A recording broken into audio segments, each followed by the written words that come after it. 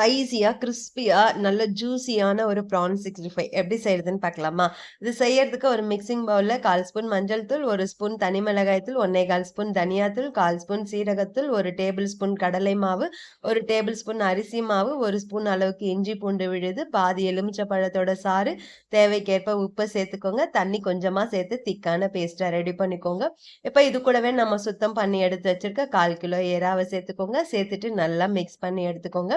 இறால் தண்ணி விடும். அதனால நம்ம பேஸ்ட் கொஞ்சம் திக்காவே ரெடி பண்ணிக்கலாம். கூட ஒரு கொத்து கருவேப்பிலை சேர்த்து இதை நல்லா கலந்து கொடுத்து ஒரு 5லேருந்து 10 நிமிஷம் ரெஸ்ட் எடுக்க விட்டுடலாம்.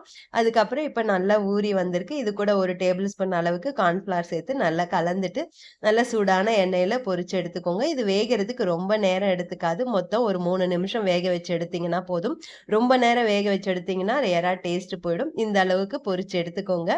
எடுத்துட்டு எக்ஸஸ் எண்ணெய் போறது அளவுக்கு இதை ஒரு டிஷ்யூ பேப்பருக்கு மாத்திக்கோங்க. அவ்வளவுதாங்க, சுவையான டேஸ்டியான ஸ்பைசி அண்ட் கிறிஸ்பியான ஒரு ப்ரான் 65 ரெடி ஆகிருச்சு. கட்டாயமா செஞ்சு பாருங்க. செஞ்சு பார்த்துட்டு எப்படி வந்ததுன்னு கமெண்ட் பண்ணுங்க. வீடியோ பிடிச்சிருந்தா லைக் பண்ணுங்க, ஷேர் பண்ணுங்க. இன்னும் நீங்க cook with Sujini channel subscribe பண்ணலன்னா சப்ஸ்கிரைப் பண்ணிக்கோங்க. நாளைக்கு இன்னொரு வீடியோல சந்திக்கிறேன். பாய்.